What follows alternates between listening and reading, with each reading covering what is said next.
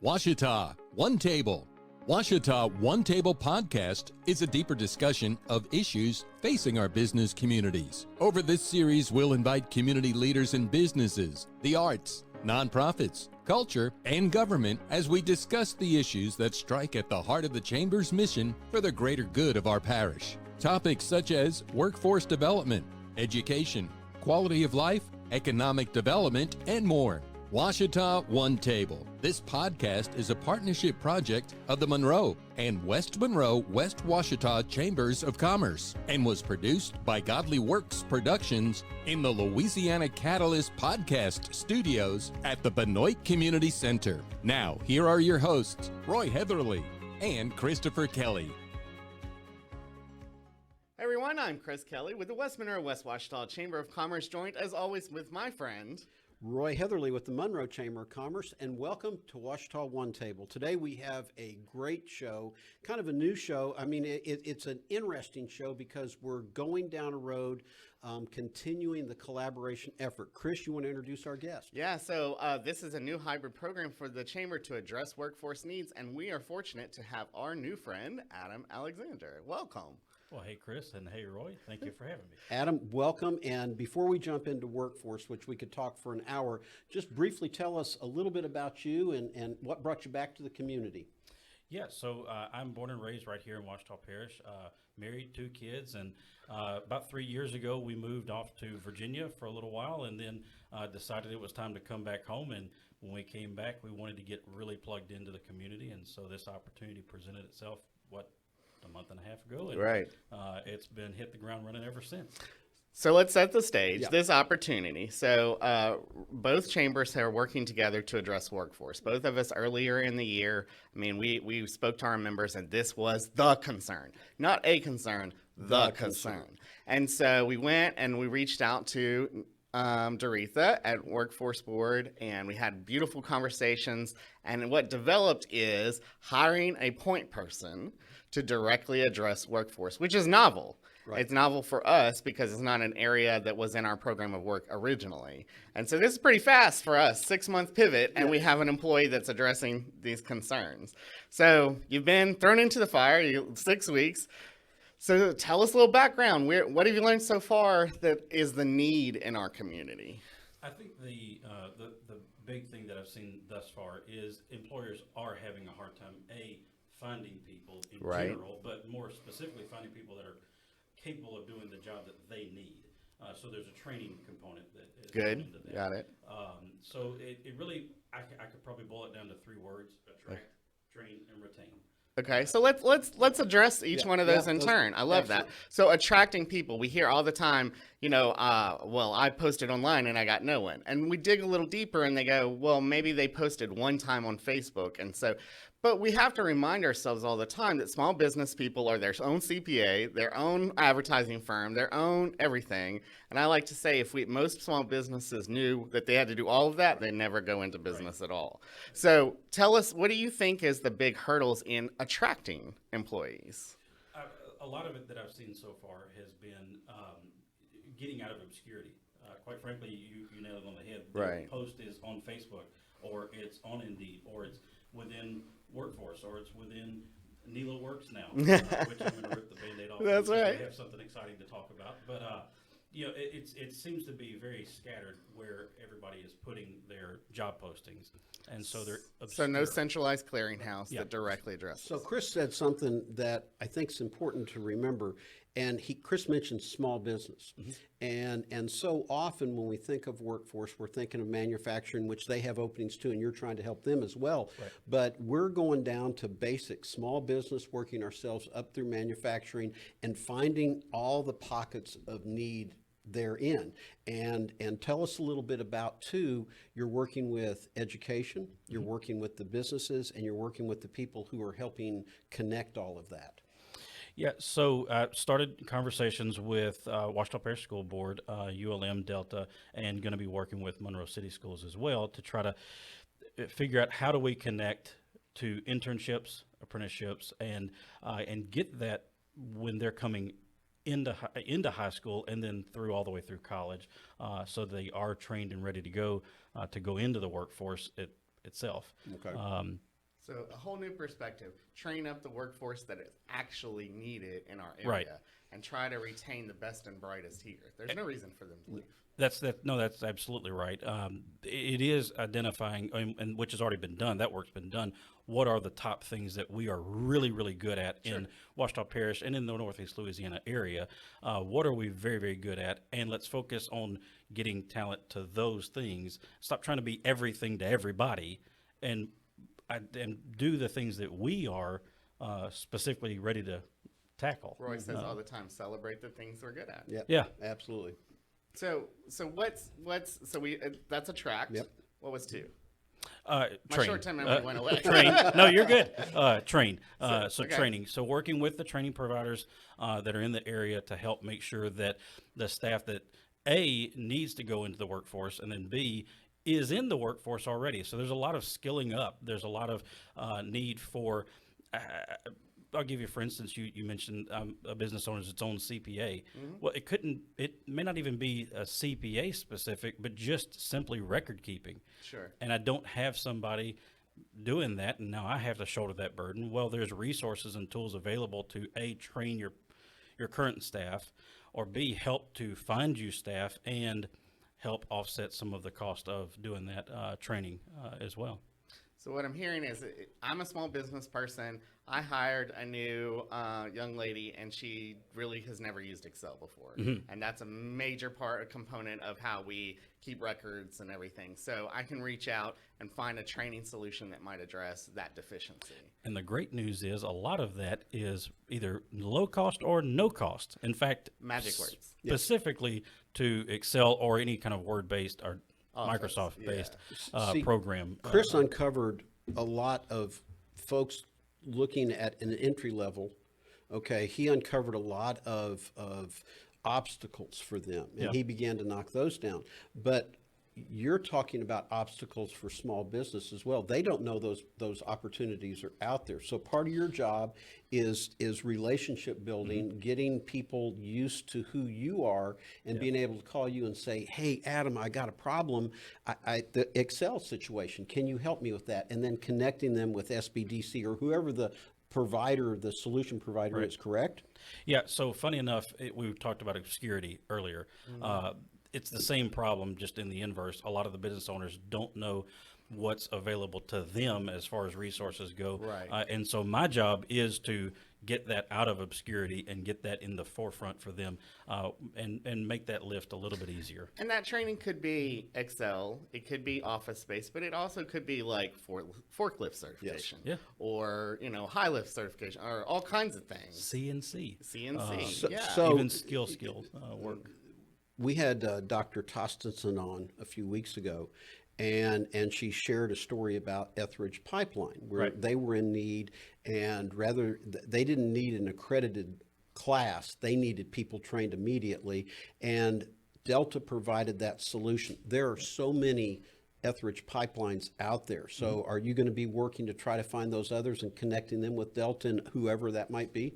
Yeah, so partnering with, number one, Delta and ULM and the other training providers for sure to connect those that I'm coming in contact with is of utmost importance, for sure. And I use Etheridge Pipeline as a great example. They have worked with Delta to the point that Delta has a fantastic heavy machinery VR program. It's not VR and also just a simulator. That what I was told is as little as 2 hours to within a couple of weeks, the guy can now get on the actual machinery, and he's been there for 6 years. Right. And which is phenomenal. But again, if business owners don't know that these things exist, or better still, they don't know they exist, and the cost barrier is very, very low. Right. And it is to your point. You've said, I can't tell you how many times now, stop giving all our money back to the federal government. Yeah, Can we I'm very spend it passionate. here? I'm out and not sending that check back. Yeah. Really? So, yeah, being able to help them spend that money here. Like it's already, and we're not talking about new programs. We're talking about retaining and putting to use the federal dollars that have been pouring in our communities, but not necessarily exploited to the full extent. And you said something earlier, and let's address it, which is there's sometimes a stigma or a perception issue, and maybe this exceeds with small businesses too. I don't want to reach out for help. That's for someone else, right. or whatever. I'm not struggling at that level. But the argument that I made earlier, and when you first came on, was if you have 5 employees and you're missing one, you're stressing those people way out. Right. To make up a 40-hour employee over 4 other people, you're at least adding 30% to the workload. Right. And it's just unsustainable over time. So we've talked about this before. There is not one super successful, pick your definition of super successful, but let's say Bezos or Musk or what have you of the world, or even down to they've just, in your eyes, made it. There's not one person that's made it without a team of people lifting them up. Sure. Well, we've kind of flipped it and now said, but whenever I need help because of a situation, aka a pandemic, or just a layoff for an employee or what have you, or whatever the reason, I need help. We've attached dignity to that, and that's a stigma we've got to break. That, quite frankly, we have all paid taxes into this system. Why are we not utilizing? And why are we again adding a dignity issue to the? So the continuum of resources starts with hiring the person, to developing their skills, perhaps, and then you mentioned retention. Yep. So mass majority of people don't know what that word means. So let's address what that is first. Keeping me there, keeping me, the employee, there. So what dimensions does that include? Well, it could be everything from the wage itself to your culture, which is the big thing. Ultimately, I think the biggest shift that's been exposed by the pandemic is, does the business owner know why they exist and why my employees should want to work for me? Because we are rapidly, or increasingly every day, becoming an employee is now my customer environment. I have to really make it to where they want to show up, and it's not just simply because I have a paycheck waiting on them. And quite frankly, the other elephant in the room is that wages are what they are, and unfortunately, with inflation being 8.5% now, and it's that's not going away, right. That's going to have to be addressed as well. I think another piece of that retention element is a peripheral to what you're doing, because you're focused on the employer and the employee, but quality of life. Yeah. And Chris and I have tried to address quality of life issues as we move forward with this, but you wanted to move back. There's a good quality of life here that we need to celebrate. And can you talk about that any too? Because a lot of times people think, oh, that's Northeast Louisiana, that's this, that, or the other. This is a great place to live and to raise a family. Oh, 100%. Let's not forget that we have the preeminent nursing, pharmacy, and now a DO school on the campus at ULM.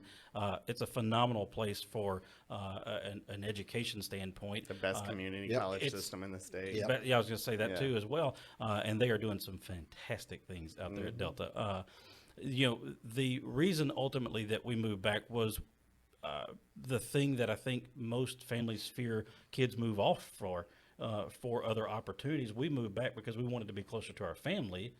And on top of that, right now in this city, there has never been, in this parish, I should say, there's never been a greater sense of unity and desire to move the ball forward or down the field.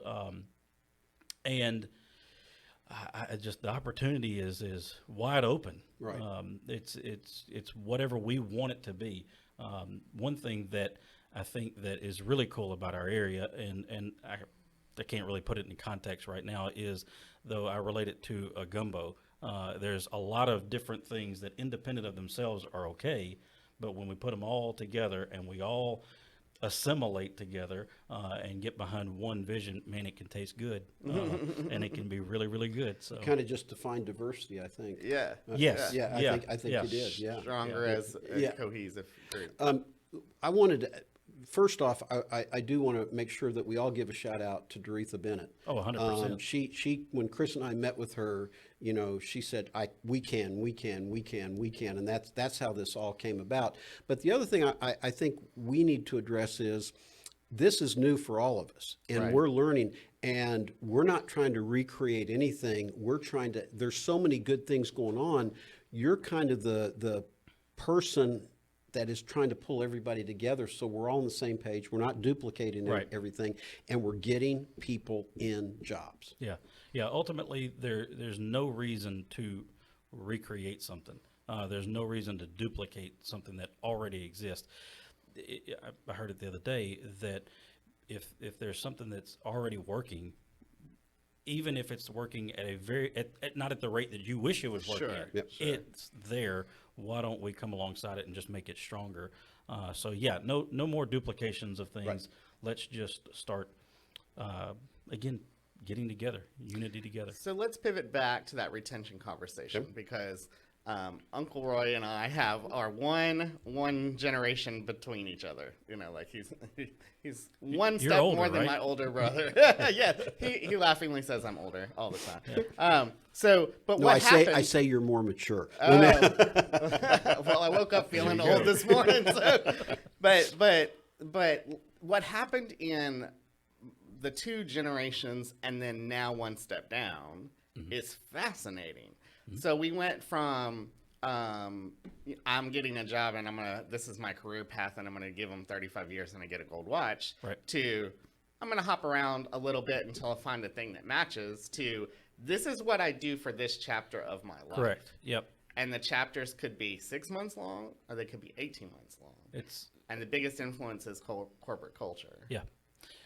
Yeah, you're 2 to 3 years at the most is what the going expectation is, that you stay in a position. Now you may be in the same company, but that position has an expiration date of 2 to 3 years at the moment, and that's probably being very generous. Before you need to re-engage them, and it can be re-engaging them internally. Right. You know, Right. changing Right. the position, reevaluating what's working, but it always goes around what's the next educational opportunity. So having training resources, having things that you can reinvest in your own employees, this is critical in a whole different way. It's not just that they serve me as the employer and they make their work product increase. It's that they're building their skill sets, which may increase their satisfaction, which may keep them engaged as an employee. Yeah. That's a whole different thing, Yeah, man. yeah. Like, and I think that's a little educational component for the businesses. Yeah, it is. I think the big concern always for them is going to come back to what's it going to cost me. The problem is that's the wrong mindset. It's not what is it going to cost me, because if that's the way you're starting it, You lost. Yeah, You're we're done. sunk. Yeah. It's what is the additional value I can provide my customer, the person that I'm working this business for at the end of the day, and to go back to your quality of life. Well, it's probably no secret we are a very impoverished area. So if we can, as quick as we can, pull people up out of that, wouldn't everybody else go up too? Yes. And Well, so, and Roy and I had this beautiful conversation.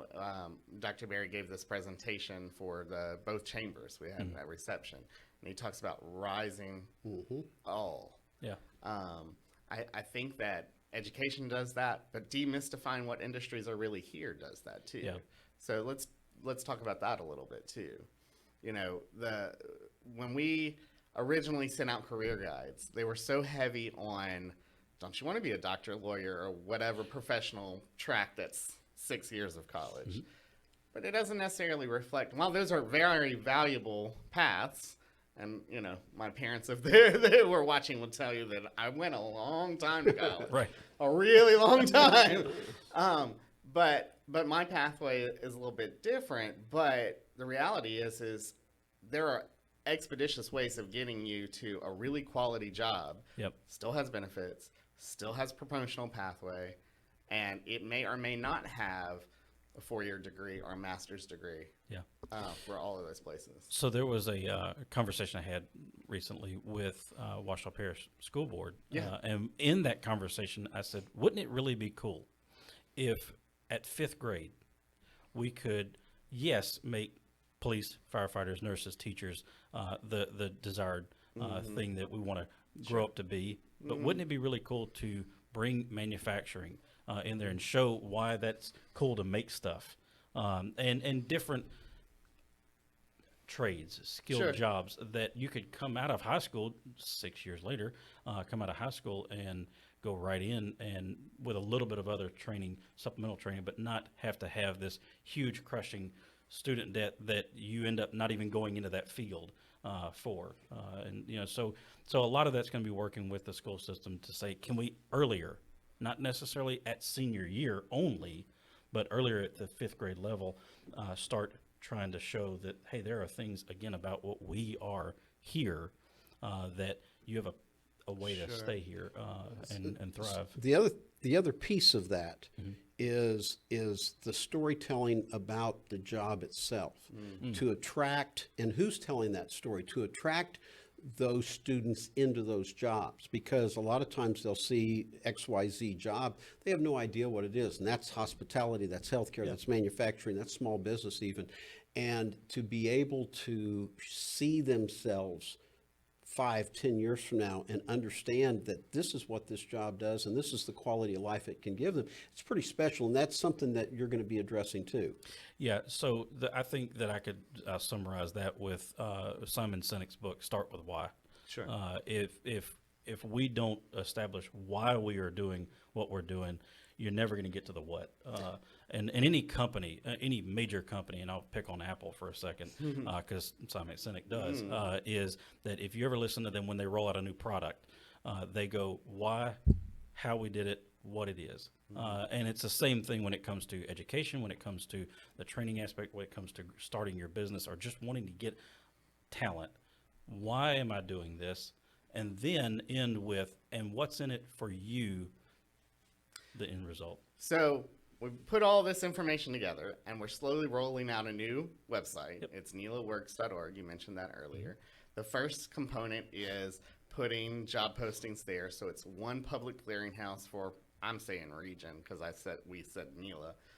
Concentrating on Ouachita Parish, though. You're going to help with the back-end support for those businesses that want to put it into and take advantage of Louisiana Workforce Commission's resources. The HIRE website, Workforce Board 81.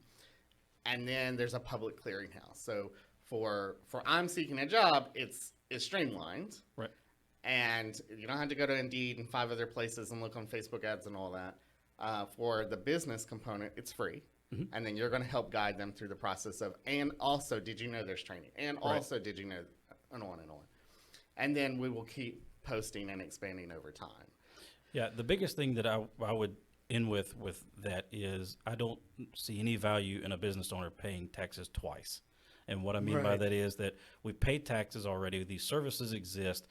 Let's utilize the services versus trying to come up with a new way of doing things, or you, the business owner, trying to be inventive and spending extra money that you don't have to. Because quite frankly, or not even spending money, losing money in time. Right. Or productivity. So great, exciting things. Yes. We're so excited that you came on and you're joining our team, which is a collaborative effort. You happen to be at my office, but it really is a collaborative institution.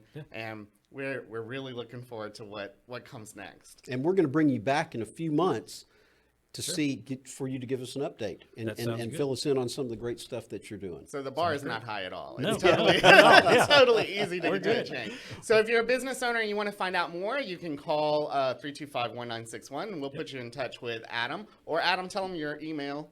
It's adam@nelaworks.org. So we are so proud that you came, and this has been Ouachita One Table. I'm Chris Kelly with the West Monroe West Ouachita Chamber. And I am Roy Heatherly with the Monroe Chamber of Commerce, and Chris and I thank you for joining us today.